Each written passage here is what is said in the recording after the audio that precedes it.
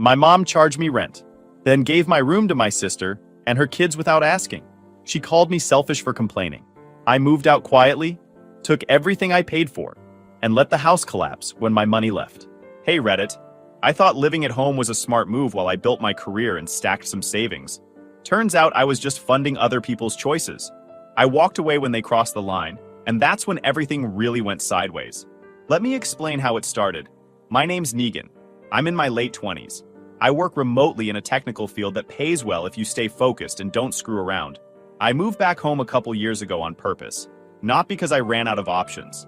It made sense financially, and it let me put serious time into work without bleeding money on rent somewhere I barely slept. Living at home wasn't some sad setup. It was a deal. I paid rent at the start of every month, like clockwork, covered the internet, split utilities, and usually grabbed groceries without keeping tabs. No one was carrying me. If anything, I was helping keep the place running. I didn't brag about it, and I didn't ask for praise. I just handled my part and stayed in my lane. My job isn't something you can do off a laptop on the couch. I need a solid setup and quiet. My room wasn't just a bedroom, it was my workspace. Desk, monitors, hardware, cables routed clean, everything where it needed to be. I built it over years, piece by piece, and I kept it tight. When I closed that door, I was at work. Simple as that. The house itself belonged to my mom, Joyce. She liked reminding people of that when it suited her. Joyce runs on emotion first, logic second. She doesn't yell much, but she's good at controlling the mood in a room. If she's stressed, everyone feels it. If she's calm, things are fine. Money-wise, though, she leaned on me more than she liked to admit. Bills didn't disappear on their own, and she never turned down my help. We got along because I didn't push her. I stayed low-key, paid what I owed, and didn't challenge her authority in the house. That was the unspoken agreement. I didn't need to be in charge. I just needed my space respected. Outside the house, I had one person who kept it real with me. My Uncle Graham. He's older, worked his whole life, and doesn't sugarcoat things. We grabbed coffee every few weeks. He knew my situation and didn't judge it, but he warned me more than once. He told me straight up that paying bills in a house you don't control always turns sideways. His words, not mine. He said the second people get used to your money, they forget your boundaries. I heard him, but I didn't think it would get messy with my own family. At the time, things were stable. No reason to blow it up. That changed when Joyce sat me down one evening like it was nothing. She told me my older sister Zoe was coming back to stay for a while. Zoe had 2 kids, and things with her relationship didn't work out again. Joyce framed it as temporary help. A few weeks, maybe a month, just until Zoe figured out her next move. I didn't jump to argue. Zoe's my sister. I'm not heartless. Life hits people sometimes, and I'm not the guy who says, "Not my problem," right out the gate. I asked basic questions. How long? Where they'd stay? What the plan was? Joyce waved most of it off, said we'd figure it out, said family helps family, said it wouldn't really affect me. Joyce had this habit of treating my job like it was optional. Like because I worked from home, it wasn't real in the way she respected. And she'd gotten comfortable with one other assumption. I wasn't going anywhere. I paid. I stayed quiet. I kept the lights on. In her head, that meant I'd adjust no matter what. That's when I paused. Zoe and I don't have a close relationship. She's always been loud, reactive, and used to getting her way. Growing up, Joyce covered for her constantly. If Zoe needed something, it happened. If Zoe messed up, someone else smoothed it over. I learned early that pushing back on that dynamic just caused headaches. So when Joyce said Zoe was moving in, I didn't say no. But I did clock it.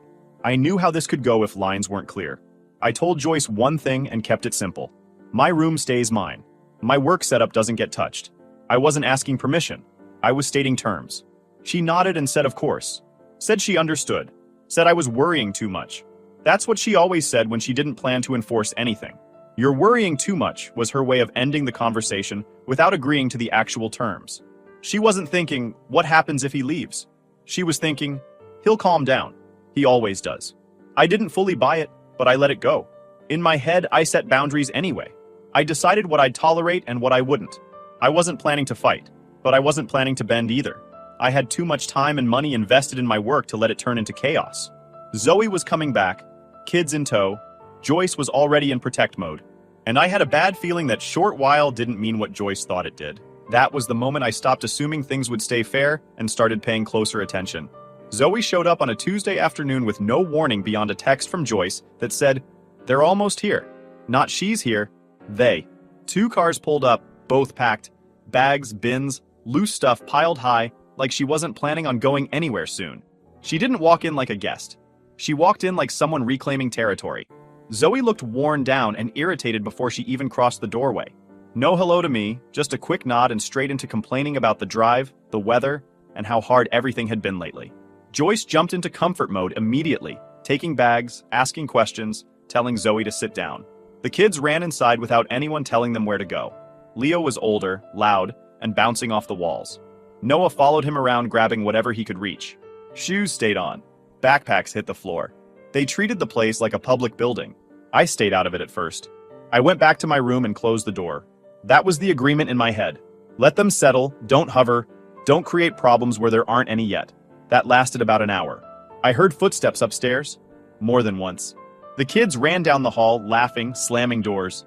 I cracked my door open and saw them darting in and out of rooms like it was a game. Zoe didn't say a word. Joyce didn't either. When I went downstairs, Zoe was in the kitchen talking nonstop. She barely paused when I walked in.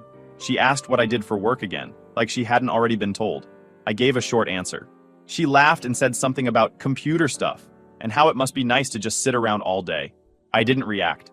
Joyce laughed too, like it was harmless. I let it go once. Later that night, I was making food when Leo started asking about my room. What was in there? Why the door was closed? Why I had to lock it? Zoe joked that I was hiding something cool up there. I shut that down right away.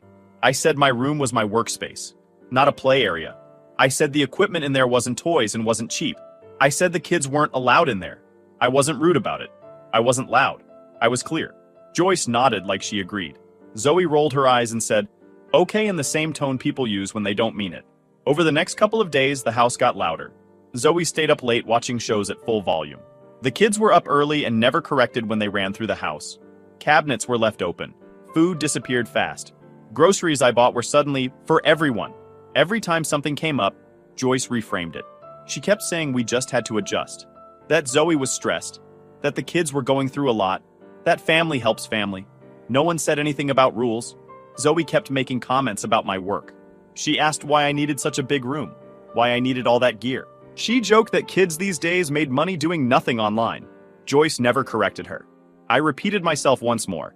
Same words, same calm tone. My room stays off limits. My equipment doesn't get touched. If the kids need space, we figure something else out. Zoe smiled and said sure. That same evening, I caught Leo halfway up the stairs heading toward my room. I told him to stop. He did, but he looked confused. Like he'd already been told it was fine. Zoe didn't back me up. She just said he was curious and wandered off. That was when I realized my boundaries weren't being taken seriously. A few days later, my Aunt Renee stopped by. She's Joyce's sister and she doesn't sugarcoat things. She sat in the living room for about 10 minutes before pulling me aside and asking if this was the new setup. I told her it was temporary. She raised an eyebrow like she didn't believe that at all. She told me to keep an eye on my things and not assume people would respect space just because they should. After that, I paid closer attention. I started noticing small stuff. My door wasn't locked when I came home, even though I always lock it. My chair was slightly out of place. One of my desk drawers wasn't pushed in all the way. Nothing missing, nothing broken. Just enough to tell me someone had been in there. I asked Joyce about it. She said she didn't know anything, and told me not to accuse people. Zoe said the kids hadn't gone in there and laughed like it was ridiculous. I didn't argue. I just started locking my door every time I left, even for short errands. One afternoon I came back from grabbing food. I went upstairs out of habit and stopped cold in the hallway. My door was unlocked. I stood there for a second, hand on the knob, already knowing something had changed. That alone was wrong. I never left it open. I stepped inside and immediately saw it wasn't just someone poking around. My room was rearranged. My bed was pushed closer to the wall and covered in toys. Not a few things tossed there, but a full spread like a playroom. Plastic bins stacked near my closet. My desk wasn't where it belonged. It had been dragged sideways, cables yanked loose. One monitor was unplugged and leaning against the wall. Another had fingerprints all over the screen. Leo was sitting in my chair, feet up, spinning slightly. Noah was on the floor, surrounded by my stuff like it was a treasure pile. Neither of them looked confused. They looked comfortable.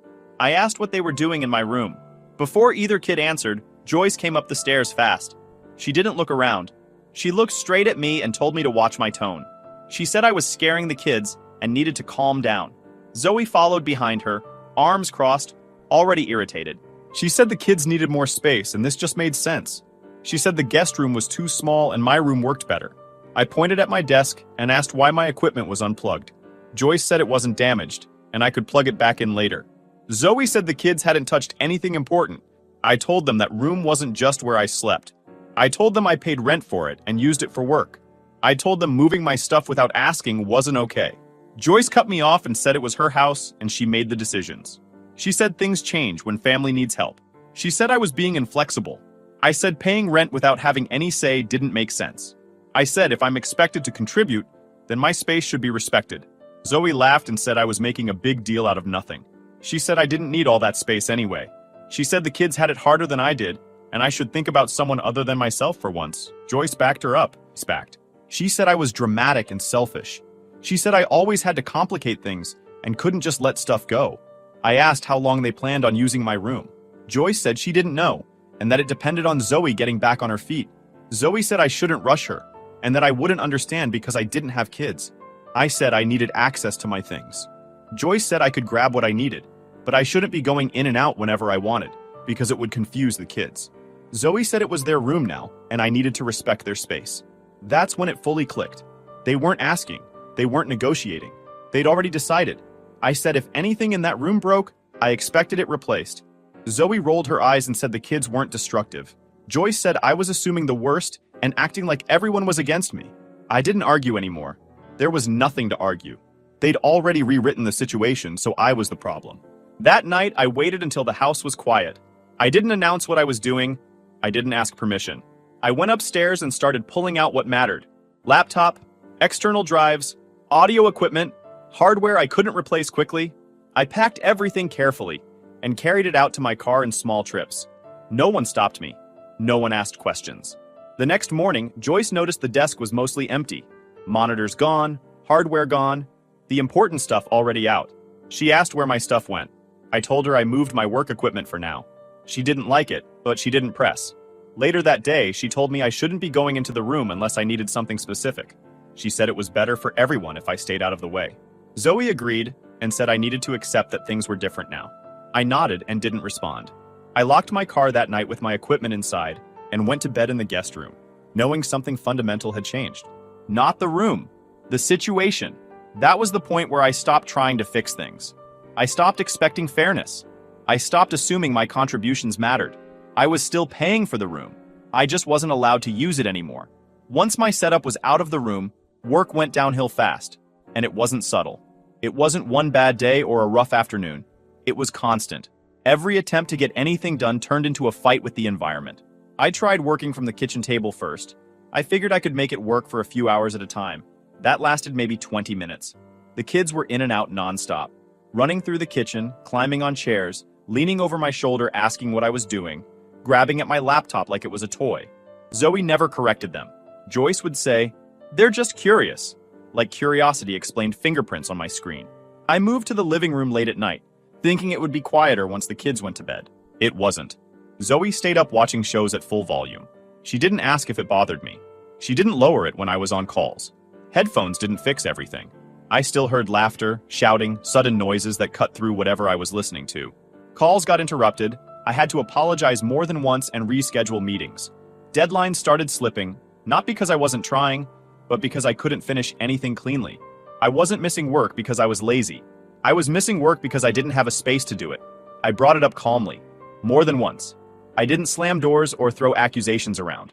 I laid out options that didn't screw anyone over. I kept it practical. The guest room could work if we rearranged it. The kids could rotate rooms for a bit. I could move my desk somewhere else temporarily, if I had a door I could close. I wasn't demanding everything go back to how it was overnight. I just needed something workable so I could do my job. Joyce shut every suggestion down without thinking about it. She didn't ask questions or weigh options. She said the guest room was too small. She said rotation would confuse the kids. She said I was making things complicated again and stressing everyone out. Zoe didn't even pretend to consider it. She laughed and said, I should be able to deal with a little inconvenience. She said people with real responsibilities don't get to complain about comfort. Every time she talked, it felt less like stress and more like entitlement, like she had already decided my problems didn't count. Then she started getting louder. She said I wasn't stepping up. She said family sacrifices, and I clearly didn't understand that. She said I was lucky I didn't have kids depending on me, and that I had no idea what pressure really was. She talked like struggle was a competition, and she'd already decided she won. Joyce nodded along. She kept repeating that Zoe needed support, and that I was in a better position to adapt. She said I was young and flexible and would be fine. Every sentence came back to the same point. I could handle it, so I should. At the same time, Joyce started asking for money more often. Not rent, extra, for groceries, for utilities, for random expenses that came up. It wasn't framed as help, it was framed as expected. Like my contribution was assumed, and questioning it was unreasonable. Zoe never offered anything. She didn't talk about contributing. She didn't ask how much things cost. She didn't suggest pitching in. She just acted like it was handled. The house got louder. Zoe invited people over without saying anything. Friends, kids' friends, people I didn't know. The living room turned into a hangout space that never emptied. Noise never stopped. There was always someone talking, laughing, moving around. One afternoon, I noticed one of my cables bent sharply where it had been pulled. Another night, I found my chair scratched up. Small things, but not accidental. Things that happen when people don't care, when they treat your stuff like it's already communal. That's when I started keeping track. I took pictures of the room when I went in to grab something. I wrote down dates when my door was left open or my stuff was moved. I kept receipts. Not because I planned to argue point by point, but because I wanted a clear record of what was happening. I wanted to be sure I wasn't imagining it. Renee stopped by again near the end of that week. She sat in the living room for about 10 minutes, watching the chaos, listening to the noise, seeing how nobody corrected anything. Then she pulled me aside. She told me this wasn't about space anymore. She told me they were seeing how much I'd take if they just kept pushing. She said once people get used to you giving in, they stop asking. She said the longer I stayed quiet, the worse it would get. That night, I sat Joyce down. I didn't raise my voice. I didn't accuse anyone. I laid it out clean. I told her my work was suffering. I told her I was paying rent for a room I wasn't allowed to use. I told her I'd offered solutions and none of them were even considered. Joyce sighed like I was exhausting her. She said I was making this harder than it needed to be. She said I should be more understanding. I told her I was done compromising. I told her either my room went back to me or I was moving out. I didn't threaten. I stated it. Joyce didn't take the ultimatum seriously at all. The morning after I laid it out, she acted like nothing happened. She asked, "You want coffee?" Like we'd had a normal night. She talked about errands she had to run. She asked me if I could bring in a package later. She didn't mention my room once. When I said I was behind on work because I didn't have a space to do it, she brushed it off with, "It'll calm down soon." The problem was just noise and time, not the fact they'd taken what I was paying for. Zoe took it even less seriously. She laughed about it openly, like I'd told a joke. She leaned on the counter one day and said, "You'll cool off when you see what rent costs." Then she added, "Places aren't cheap. You'll be back in a month." She said I didn't know how good I had it, and that I was acting dramatic over a room. I didn't respond. I stopped explaining.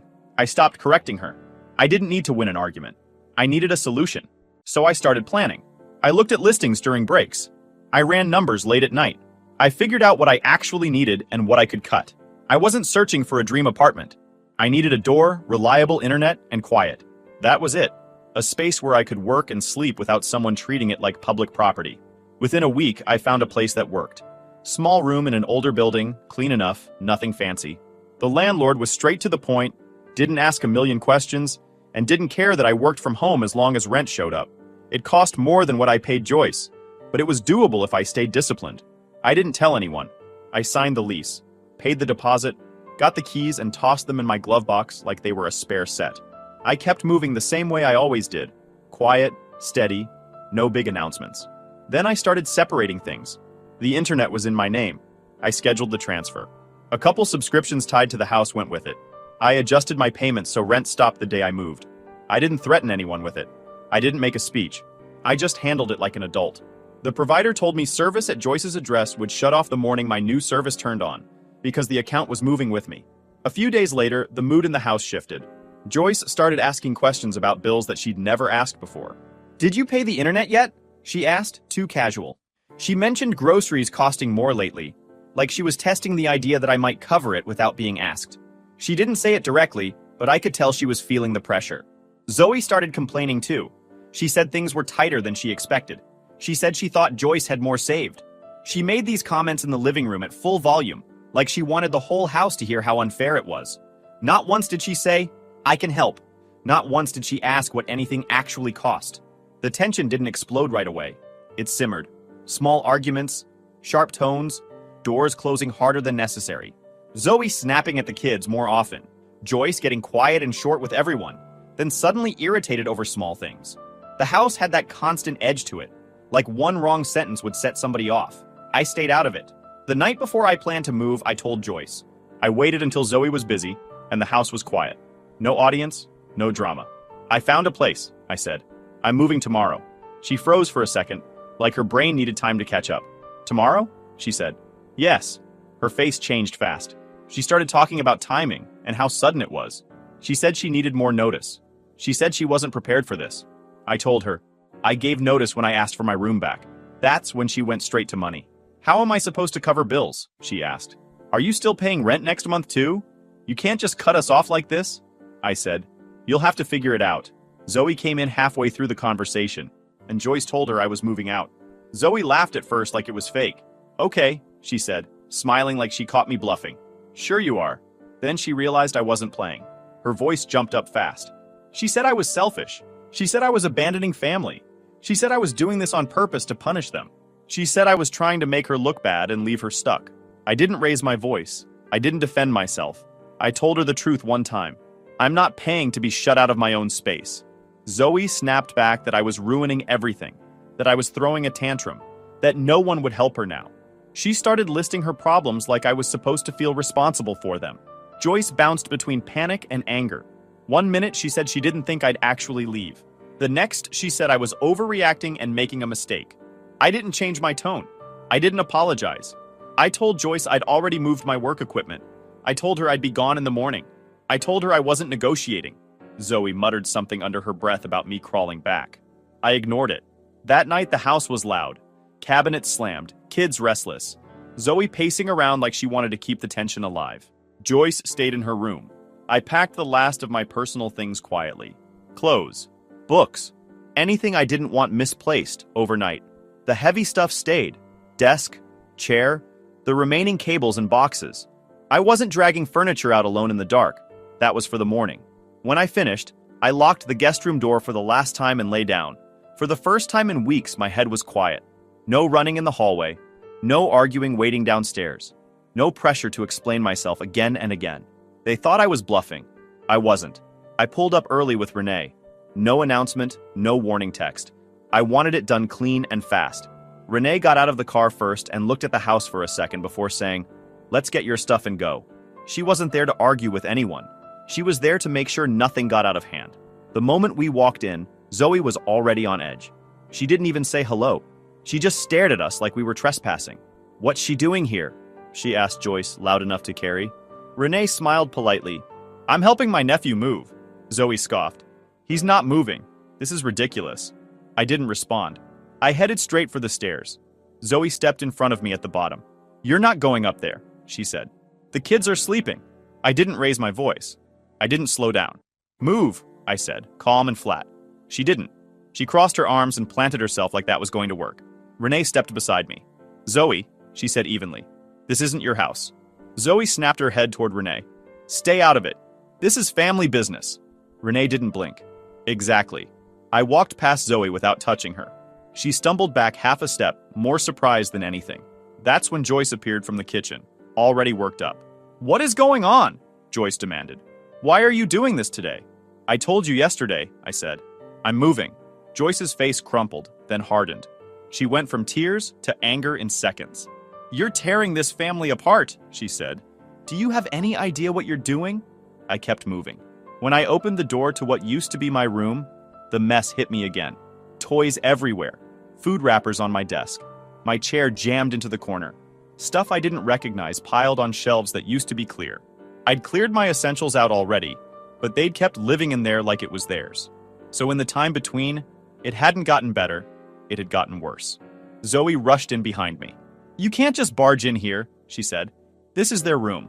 "It's my stuff," I said, already unplugging what was left. "I'm taking it."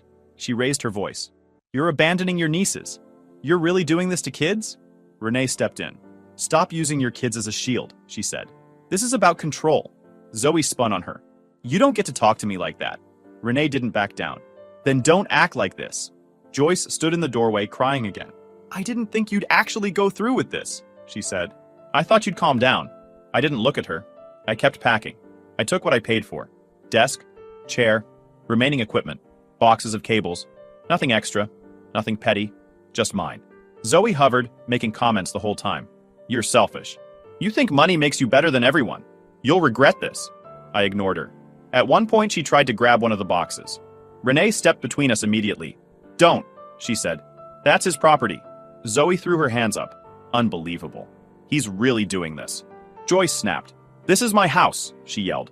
You don't get to just take things and walk out. I finally turned and looked at her. Then you shouldn't have taken my room while taking my rent. That shut her up for a second. The kids woke up during all of this. Leo stood in the hallway watching. Noah started crying. Zoe pointed at them like evidence. Look at what you're doing, she said. You're hurting them. I didn't engage. Renee knelt down and told the kids to go back to the living room. Joyce ushered them away, still crying, still muttering about how unfair this all was. Once the room was empty, the tone shifted. Joyce realized she wasn't stopping me. Zoe realized yelling wasn't working. They both just watched while I carried boxes out. No one helped. No one offered to make it easier. They just stood there, stunned. When the last box was in the car, Joyce followed me outside. You can't just leave us like this, she said. We're family. I opened the trunk and closed it. Family doesn't lock you out of your own space. Zoe shouted from the doorway. Don't come crying back when this blows up in your face. I looked at her once. I won't. I got in the car. Renee climbed in beside me. No goodbye hugs. No speeches. Just the sound of the engine turning over. As we pulled away, I didn't look back. At my new place, it was quiet. Too quiet at first. We unloaded fast. Renee helped me carry everything up and didn't comment on the space. When the last box was inside, she looked at me and said, You did the right thing. I nodded. After she left, I locked the door and leaned against it for a second. No shouting, no footsteps, no tension buzzing in the air. For the first time in weeks, I could breathe. Things started breaking down faster than I expected. I'd been gone less than a week when the first call came in. Joyce didn't ask how I was or if I'd settled in. She asked about the internet. The internet's gone, she said. Did you cancel it? It transferred with me, I said.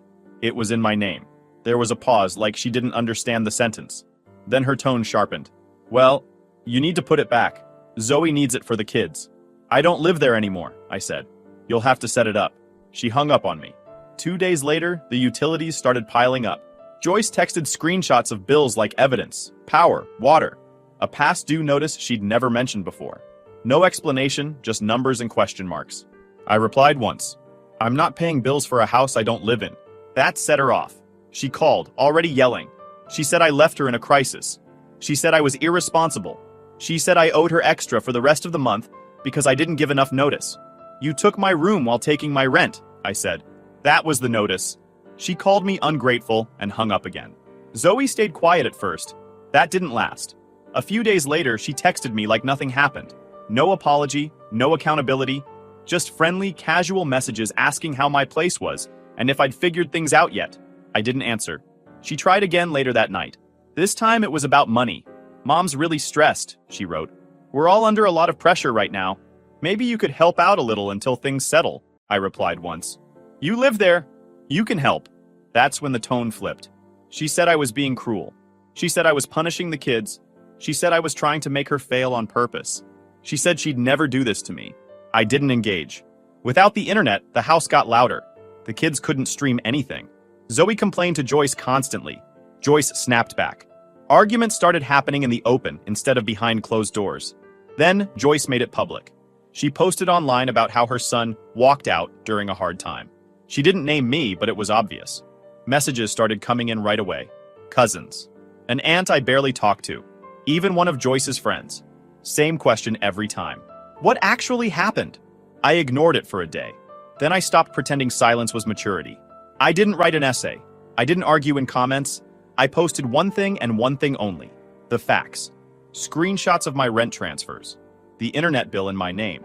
Time-stamped photos of my room before and after it was taken. No insults. No speeches. Just proof. The tone changed after that. People stopped asking what happened and started asking why Joyce left that part out. The post disappeared the next day. Then messages started coming in. Cousins. An aunt I barely talked to. Even one of Joyce's friends. They all asked some version of the same thing. What actually happened? I told them the truth. Short and clean. I paid rent. I paid bills. My room was taken. I was locked out. I left. Most of them stopped replying after that. A few said they understood. One said, "I don't blame you." The post disappeared the next day. Zoe's situation got worse after that. With the internet gone and bills stacking up, Joyce started pressing her to contribute. Zoe pushed back, loudly. They fought constantly. Joyce expected Zoe to step up the way I had. Zoe wasn't prepared to do that. That's when the irony hit. The kids were moved back into the guest room. Not because it made sense, because there was no other option. The exact thing I'd suggested early on suddenly became acceptable once I was gone. My old room stayed empty for a while. No toys, no setup, just a reminder. Joyce called me again a couple weeks later. She sounded tired, not angry, just worn down. "I didn't think you'd actually leave," she said. "I told you I would." "I thought you'd cool off," she said. "I thought you'd realize this was family." I stayed quiet. She sighed.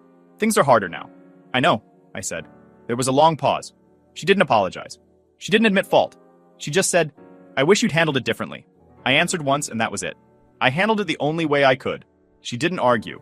After that, the messages slowed. Zoe stopped reaching out entirely. I heard through someone else that she was looking for a place of her own, that Joyce was overwhelmed, that the house was tense all the time. None of that surprised me. What did surprise me was how quiet my life became. Work picked up once I was settled. I got paid for a project I'd been behind on. I set up my equipment exactly how I wanted.